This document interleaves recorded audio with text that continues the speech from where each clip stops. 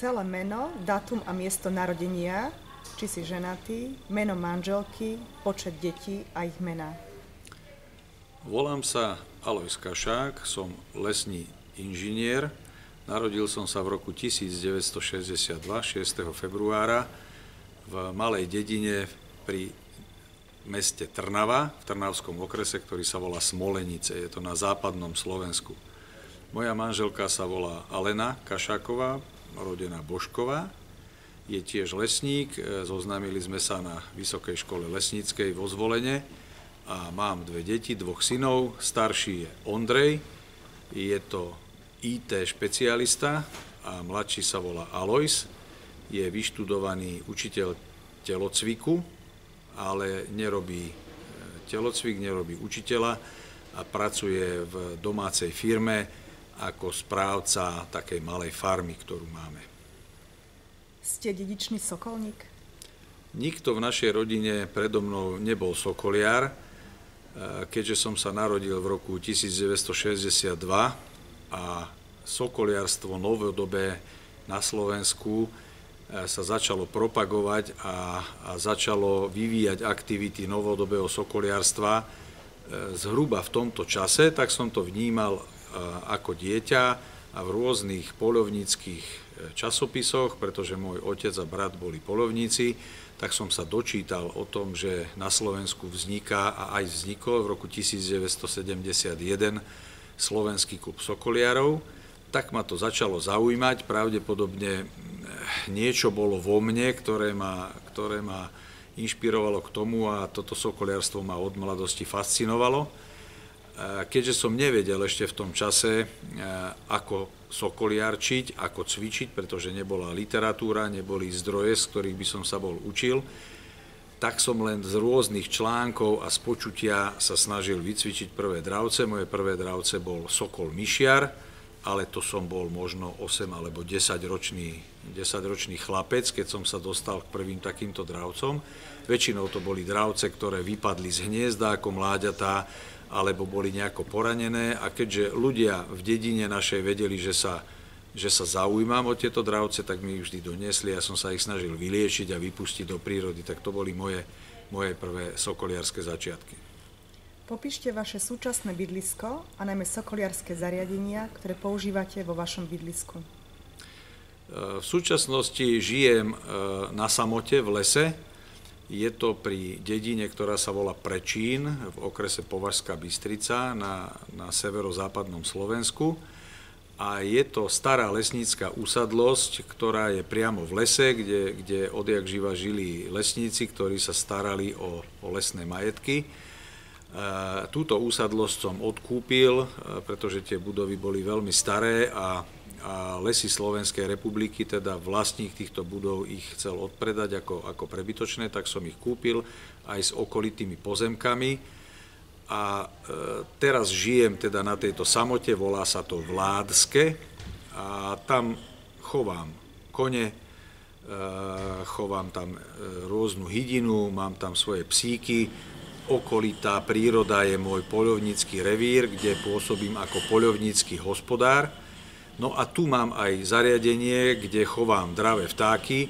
Ja nepretržite chovám dravé vtáky možno od tých mojich 8 alebo 10 rokov. Nepamätám si ani na jeden rok, že by som nebol nejakého dravca mal doma, či už ešte ako kandidát sokoliarstva, alebo už potom právoplatný sokoliar. Ste jediná osoba vo vašej domácnosti, ktorá sa venuje sokoliarstvu? Okrem mňa sa nevenuje sokoliarstvu nikto v rodine, ale samozrejme mi pomáhajú. Vedia, ako manipulovať s dravcami, vedia, ako ich nakrmiť, vedia, ak je nejaký problém, ako dravca odviazať a priviazať na posed. Skrátka, mám dravce na preletovacích zariadeniach, mám to zabezpečené tak, aby sa mi tam nedostali nejaké predátory, líška, kuna alebo nejaké pernaté dravce ako vír. Takže moja rodina toleruje alebo má ako spôsob života aj to, že ich otec je sokoliar a že naozaj sa tomu venuje naplno aj ako sokoliar, ktorý loví s dravcom, ale aj ako funkcionár v Slovenskom klube sokoliarov. Kto vás povzbudzoval a kto vás odrádzal od sokoliarstva? Tak mňa nebolo ani moc treba povzbudzovať, pretože tak ako som hovoril, už prirodzene som k tomu sokoliarstvu nejako inklinoval.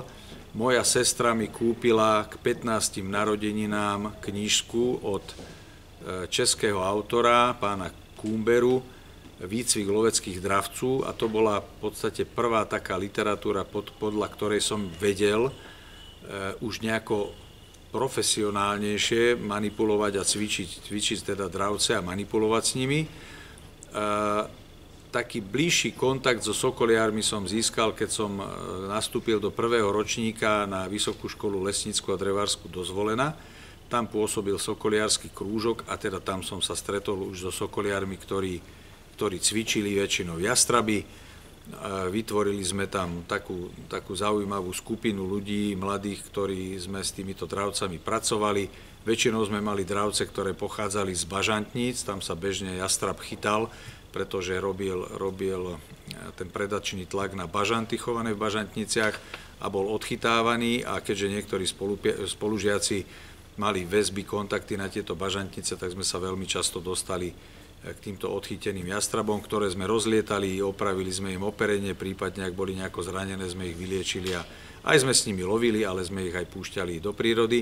Tam sa mi dostala do rúk kniha veľmi stará od Štemberga, od českého sokoliara, veľmi starého sokolníctví, takže to bola ďalšia literatúra, ku ktorej som sa dostal, a v podstate tak vážnejšie som sa už začal zaoberať sokoliarstvom na Vysokej škole vo Zvolene. Ako sa vaša manželka stavia k vášmu záujmu o sokoliarstvo?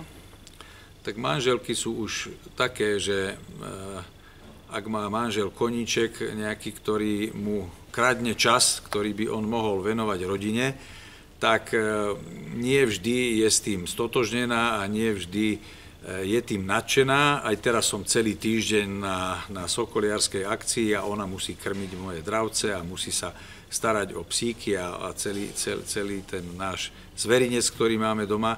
Takže ako každá manželka to toleruje, ale občas mi to aj vyčíta, že veľa času venujem sokoliarstvu. Zdedili vaše deti váš záujem o sokoliarstvo?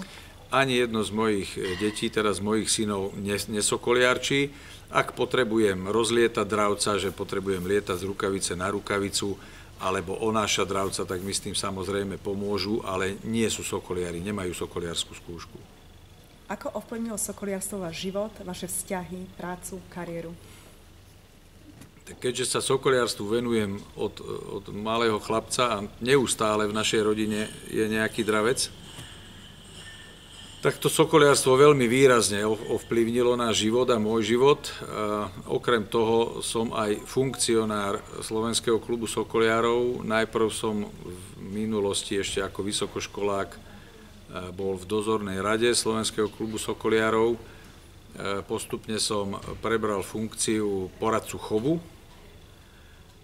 Následne pri jedných voľbách som bol zvolený za viceprezidenta Slovenského klubu sokoliarov.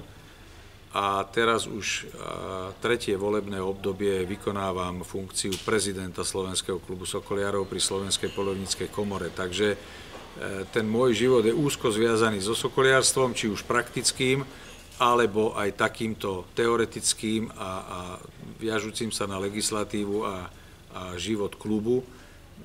Takže bez toho sokoliarstva si neviem svoj život predstaviť. Mám orlicu od Miroslava Micenka, ktorý ako prvý odchoval orly skalné na Slovensku. Práve na budúci rok v apríli, teda v roku 2026, to bude 30 rokov od prvého úspešného odchovu orlov skalných a jedno z tých prvých dvoch umelo odchovaných orličat mám doteraz. Je to orlica Betty, s ktorou som približne 20 rokov aj úspešne lietal a lovil líšky, srnčiu, zver, zajace. Ale už je to teda vták, ktorý je v rokoch a teraz ju využívam viac menej len na edukáciu, pretože spolu s manželkou a s mladším synom pracujeme veľa s mládežou. Na tej našej usadlosti rodinnej v tom Vládskom robíme detské tábory letné pre deti, chodia k nám aj školské zájazdy a jednoducho tam sa venujeme aj sokoliarstvu a vedieme deti k láske k prírode, k dravcom, k sokoliarstvu. A táto orlica, keďže je to už pomerne vták v rokoch, a je mierny, takže využívam ju na edukáciu. Ale môjim takým lídrom je jastrab lesný, teda je to dravec, s ktorým veľmi rád lietam a lovím, toho som mal od mladosti. Mal som aj niektoré druhy sokolov, ale keďže žijem v lese, v horách, tak nemám tam podmienky na lov a zmysluplné lietanie so sokolom, takže sokoly necvičím. Mal som herisy, mal som nejaké sovy, ale ten jastrab je taký naozaj môj líder a môj veľmi obľúbený sokoliarsky dravec. Máte pocit, že musíte obetovať nejakú časť svojho života mimo sokoliarstva, aby ste sa mu mohli venovať? Tak sokoliarstvo chce naozaj veľa času a musel som veľa času zo svojho života obetovať sokoliarstvu. Len starostlivosť od dravce, lietanie, výcvik zaberá pomerne dosť času a aj ešte raz opakujem, to, že som aj funkcionár v Slovenskom klube sokoliarov, si vyžaduje naozaj veľa času, veľa vybavovania, veľa lobbingu, veľa rokovaní. Veľmi mi v tom pomáha to, že som aj funkcionár v Slovenskej poľovníckej samospráve, som viceprezident Slovenskej poľovníckej komory, teda najväčšej zastrešujúcej organizácii všetkých poľovníkov.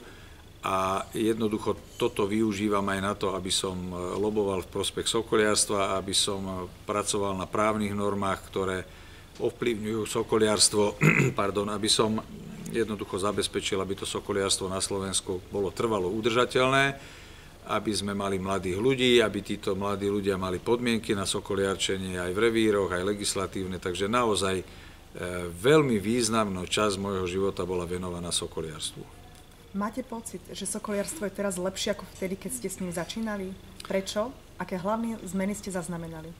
Samozrejme, ak to mám porovnať to sokoliarstvo pred tými 55 rokmi a teraz, tak je to úplne iný level. Vtedy sme nemali literatúru, nemali sme internet, nemali sme dostupné informácie, museli sme sa učiť systémom pokus-omyl, čo veľakrát nebola dobrá metóda. V súčasnosti je mladý človek bezproblémový, čo sa týka získavania informácií. Tých informácií je obrovské množstvo. A samozrejme aj vnútri klubu, teda tí tútori, ktorí učia mladých sokoliarov, sú už skúsení sokoliari, ktorí majú skúsenosti svoje, zahraničné, máme vynikajúcich veterinárov a tak ďalej. Aj keď v minulosti nebolo toľko chorôb, nebolo toľko problémov pri chove pernatých dravcov ako teraz, sme úplne niekde inde, ako sme boli pred tými 55 rokmi. Je to veľmi dobré, pretože môžu vyrastať kvalitní sokoliari, odborníci, špecialisti, ktorí naozaj vedia s tými dravcami robiť, vedia ich liečiť, vedia medzinárodne spolupracovať, vedia spolupracovať s poľovníkmi, s veterinármi, takže je to úplne diametrálny rozdiel, ako bol voľakedy. Čo vás sokoliarstvo naučilo o voľne žijúcich živočíchoch, rovnováhe prírody a otázkach životného prostredia, vašej vlastnej povahe a schopnostiach? Čo sa týka prírody, dravce sú na vrchole potravinového reťazca, takže sú veľmi zraniteľné. Veľa som aj pracoval na ochranárskych projektoch. Viac ako 10 rokov som pracoval v štátnej ochrane prírody a bol som členom gestorskej skupiny pre dravé vtáky. Napríklad jeden z takých projektov, ktorý sme realizovali a vymysleli sme ho my sokoliari na Slovensku, bolo záchrana druhých mláďat orla skalného, ktorý má kainizmus, teda to slabšie mláďa je usmrtené silnejším. Je to viac ako pred 30 rokmi. Spolu s mojím priateľom Miroslavom Micenkom, ktorý prvý odchoval skalné orly, to som už spomínal, sme využívali adoptívne matky. Ja som mal imprintovanú samicu jastraba lesného, on mal svoju orlicu a jednoducho týmto sme podkladali mláďatá alebo ohrozené vajíčka, ktoré ich vysedeli, inkubovali a následne krmili zhruba do štádia halúzníka, teda do nejakého 50. 60. dňa veku toho mláďaťa a potom to mláďa išlo buď ako náhradné, ak z prirodzeného hniezda nejakým predačným alebo iným spôsobom zmizlo mláďa orla, tak sa nahradilo týmto, ktoré sme chovali doma. alebo sa pridávalo k tomu svojmu súrodencovi na pôvodné hniezdo a vtedy už kainizmus nefungoval a jednoducho úspešne vyleteli obidve mláďatá.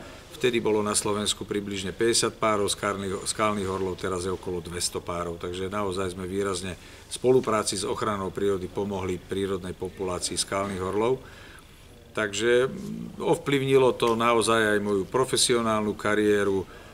Tie dravce ma naučili etológii, naučili ma, ako sa starať o biotopy, akým spôsobom jednoducho v tej prírode fungujú vzťahy a závislosti. Takže tie dravé vtáky ma sprevádzajú celý život a myslím, že som sa od nich veľa naučil, o nich veľa naučil a myslím si, že som aj pre ne dosť veľa urobil, pretože som aj odchovával rehabilitované dravce, liečil, vypúšťal do prírody, keď to ešte bolo možné. V súčasnosti nám to už legislatíva nedovoluje. Aké charakterové vlastnosti a temperament by mal mať dobrý sokoliar z vášho pohľadu? Tak ono sa hovorí, že sokoliar má byť trpezlivý, pretože niekedy naozaj onosiť dravca, vycvičiť dravca chce veľkú trpezlivosť. Ja to vždy hovorím, že to sokoliarstvo je pre mladých ľudí naozaj veľmi vhodné, pretože ich trénuje k zodpovednosti. Dravec nie je bicykel alebo nejaká hračka, ktorú odložím niekde do skrine alebo do kôlne. Musím sa o ňo starať 365 dní a dá sa povedať skoro 24 hodín denne. Musím minimálne mať dohľad nad tým dravcom, musím mu zabezpečiť kvalitnú potravu, musím mu zabezpečiť dostatok pohybu, zdravotnú starostlivosť, veterinárnu, ak je to potrebné. Takže musím sa vzdelávať, musím si vyhľadávať informácie, takže to sokoliarstvo všestranne vie rozvinúť tie povahové vlastnosti mladého človeka. Vidí tam vzťahy v prírode, vidí aj realitu životnú, že ten dravec musí niečo konzumovať, niečo žrať, že mu musím usmrtiť možno prepelicu, alebo holuba, alebo laboratórnu myš, alebo potkana, že to nie je len o nejakom konzumnom živote, že sa musí človek vedieť postarať a tie najprirodzenejšie pre človeka, teda ten lov, usmrtenie, konzumácia, spracovanie a tak ďalej, toto nesmie byť cudzie sokoliarovi. Naozaj je to veľmi dobrá metóda ako mladého človeka, ktorý je na vážkach, či ísť smerom internetu a sociálnych sietí a nejakých takýchto výmožeností, alebo bližšie k prírode, tak to sokoliarstvo je vynikajúca alternatíva. Plánujete spísať svoje spomienky, aby ste sa podelili o svoje skúsenosti s inými ľuďmi a mladšou generáciou sokoliarov? Zatiaľ som nemal na to čas, aby som svoje nejaké pamäti a skúsenosti spisoval. Teraz som sa už dostal do veku dôchodcovského, hoci stále ešte pracujem. Pracujem ako producent jednej televíznej spoločnosti, ktorú vlastníme spolu s kolegom a už 25 rokov dodávame do národnej televízie, do slovenskej televízie magazín, ktorý sa volá Halali, ktorý je o prírode, o poľovníctve, o lesníctve, o ochrane prírody, samozrejme aj o sokoliarstve, takže ešte stále v tejto spoločnosti pracujem a teda podielam sa na výrobe tejto relácie na verejnoprávnu televíziu. Ale možno ako dôchodca budem mať viac času, hoci nie moc rád píšem, sedím za počítačom a píšem, ale ak to pôjde, tak sa mi možno podarí spísať moje skúsenosti a nejaké moje pamäte a možno to niekedy niekomu pomôže pri jeho zvládnutí nejakého dravca alebo pri poľovníctve. Som poľovník, poľujem od svojich 18 rokov, môj otec a brat boli poľovníci, takže popri nich som zdedil tento ďalší koníček veľký. Som poľovnícky hospodár, teda to je človek, ktorý má na starosti dozor legislatívny a dodržiavanie právnych noriem na úseku poľovníctva v poľovníckom revíri, kde sme vlastníci pozemkov, ktorí tam aj poľujeme, takže toto robím už tiež viac ako 30 rokov. Takže naozaj mám tých skúseností veľa a je možné, že niekedy ich aj spíšem. Koľko vtákov ste za svoj život približne chovali, koľko súčasne a uvedte prosím podľa druhov? Orlicu som mal v živote len jednu, mám mu doteraz 30 rokov. Jastrabov som mal možno 10 za života. Najdlhšie som mal jastrabicu Ambru, ktorú som získal ešte ako vysokoškolák. Bol som s ňou dokonca i ako vojak základnej služby, pretože po ukončení vysokej školy som musel na 1 rok narukovať na základnú vojenskú službu ako absolvent. A zhodou okolností som ako prvý Slovák pôsobil na vojenskom letisku v Hradci Králové ako náčelník stanice biologickej ochrany letiska. A teda spolu s touto mojou jastrabicou, ktorú som vtedy mal, som strávil ten rok na vojenčine. To boli asi roky, kedy som si najlepšie zasokoliarčil, pretože na tom letisku bolo veľmi veľa koristí, veľmi veľa zajacov, bažantov, jarabíc, takže sa tam dalo veľmi dobre sokoliarsky vyžiť. Tam som cvičil samozrejme aj iné dravce, mal som tam veľmi dobrého hniezdoša samca jastraba. To bol asi môj najlepší loviaci dravec, akého som kedy mal, pretože vyrástol na koristi, ako cvičnú korist som nemusel používať, ale hneď som s ním lovil tie mladé bažanty, jarabice a veľmi sa mi to dobre osvedčilo. Ako som už spomínal, lietal som niekoľko rárohov, ale viac menej to bolo len sokolov rárohov, ale len také kondičné lietanie. Lovil som s tou orlicou úspešne.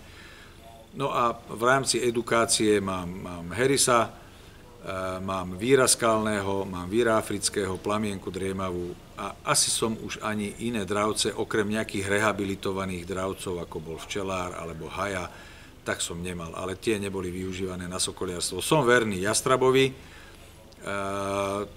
na nejakú edukáciu občas mám nejakého sokola myšiara, ale nemal som za života veľa dravcov, snažím sa, aby som ich mal čo najdlhšie. Keď sme nemali tú Ambru, tú jastrabicu, ktorú spomínam, ktorá bola so mnou aj na vojne, som mal 14 rokov. A potom tragicky pri takej nešťastnej udalosti zahynula, no a tú orlicu mám 30 rokov. Takže som rád, keď mám dlhovekého vtáka, že som s ním zviazaný a sú to už naozaj takí členovia rodiny. Skúšali ste niekedy iné dravé vtáky, okrem Falconiformes a Strigiformes, ako sú napríklad havrany, kormorány a podobne? Nie, nikdy som okrem pernatých dravcov neskúšal. Ak sa mi dostal do rúk nejaký krkavcovitý vták, ako bola straka alebo sojka, tak samozrejme som s ňou trošku pracoval, ale necvičil som tieto vtáky nikdy a zostávam verný dravým vtákom. Aké boli hlavné veterinárne problémy a s akými chorobami vtákov ste sa stretli? Mal som niekoľko úrazov, ale nie fatálnych, až na tú jastrabicu Ambru. Stretol som sa s nílskym vírusom. Jeden jastrab mi uhynul na nílsky vírus, ale už teraz očkujeme proti tomuto nílskému vírusu. A mal som pred 3 rokmi vtáčiu chrípku v sokoliarskom chove, čo nie je obvyklé, ale v tom roku to postihlo ešte jedného sokoliara z Banskej Bystrice a na vtáčiu chrípku mi uhynula polovica dravcov, polovica uhynula, čo bolo veľmi divné. Takže to sú také asi niekoľko prípadov, ktoré som v živote mal, ale ako hovorím, nemal som veľa dravcov a snažím sa, aby boli čo najdlhšie u mňa, aby som s nimi mohol čo najdlhšie pracovať. Využívali ste niekedy počas sokoliarstva, teda pri sokoliarstve vycvičeného psa? Ak áno, aké plemeno a pôvod? Nevyužívam pri sokoliarstve, ani som nevyužíval psa s výnimkou tej základnej vojenskej služby, kedy som lovil s jastrabom aj v spolupráci s pointrami, ktoré sme tam mali ako služobné psy. Hoci tá moja jastrabica nikdy nebola cvičená pod stavača, pod pointra, tak veľmi dobre sa naučila behom chvíle spolupracovať s týmito psami a hlavne z voľného sledovania lovila úspešne zajace, bažanty.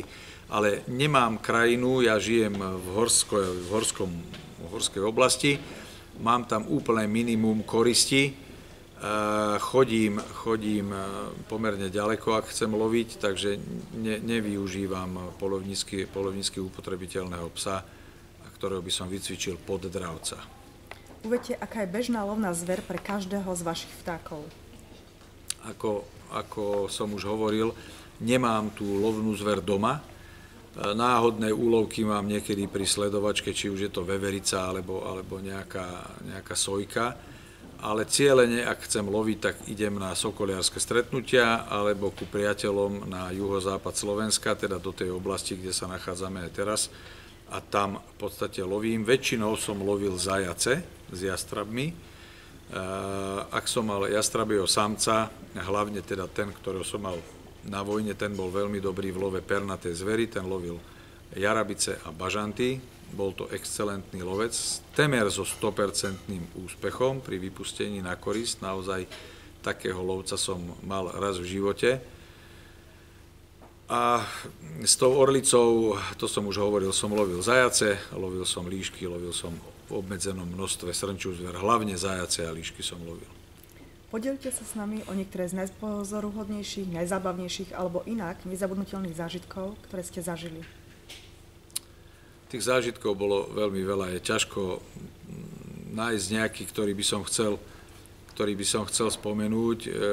Každé pekné lietanie s dravcom je zážitok.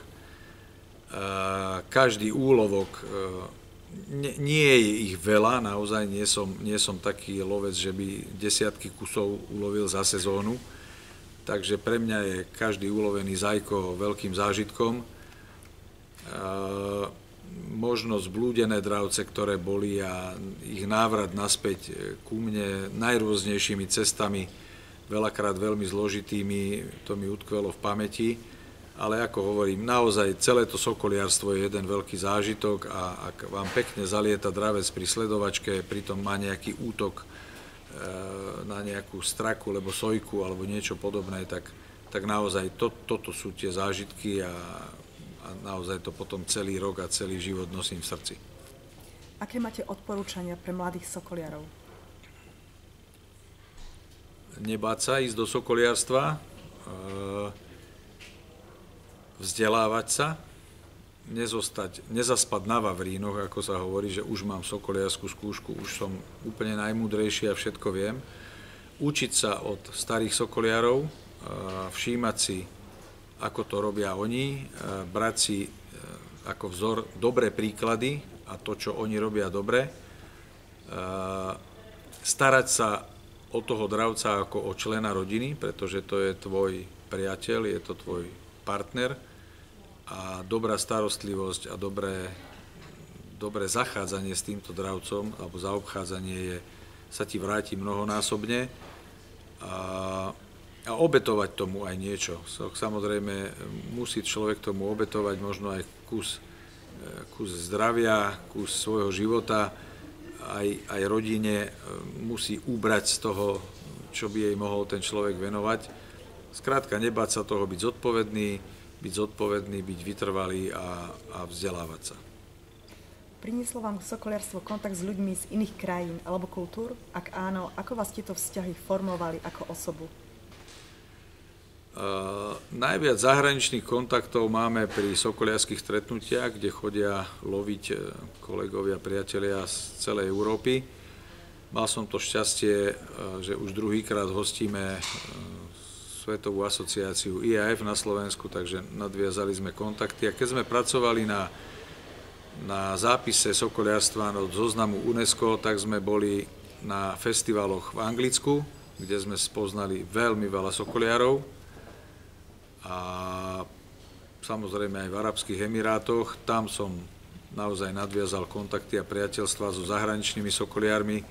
A veľmi si cením nadviazanie priateľstva s Bakitom Karnakbajevom z Kazachstanu, s ktorým sme sa zoznámili v Anglicku a na jeho pozvanie sme potom boli v roku 2010 v Kazachstane s priateľom Molnárom, Englerom a Micenkom, kde sme 3 nádherné týždne strávili medzi kazašskými sokoliarmi a medzi kazašským naturelom, tak to boli pre mňa nezabudnutelné zážitky na celý život. A potom sme o rok na pozvanie kyrgyzského sokoliarského klubu Almasa Akunova zase s pánom docentom Molnárom boli viac ako 3 týždne v Kyrgyzsku, kde sme takisto zažili nádherné zážitky so sokoliarmi na vysokohorskej polovačke, na túrach, na koňoch, s nomádmi v jurtách. Takže toto naozaj boli pre mňa zážitky na celý život. Stále na ne spomínam, stále sa k ním vraciame. Zažili sme tam veľa aj dramatického, aj úsmevného. aj sme poznali ten azijský naturel človeka, tú jednoduchosť života, mohli sme to porovnať s tým zložitým, pretechnizovaným u nás v Európe, takže to bolo pre mňa fascinujúce a naozaj to bol zážitok na celý život. Koľkokrát približne ste poskytli rozhovor pre tlač a iné médiá o sokoliarstve? Keďže som funkcionár klubu sokoliarov už niekoľko desiatok rokov, tak tých článkov do novín a rozhovorov bolo stovky. Ak to naozaj môžem povedať, boli ich stovky. A zároveň som teraz hovorca Slovenskej poľovníckej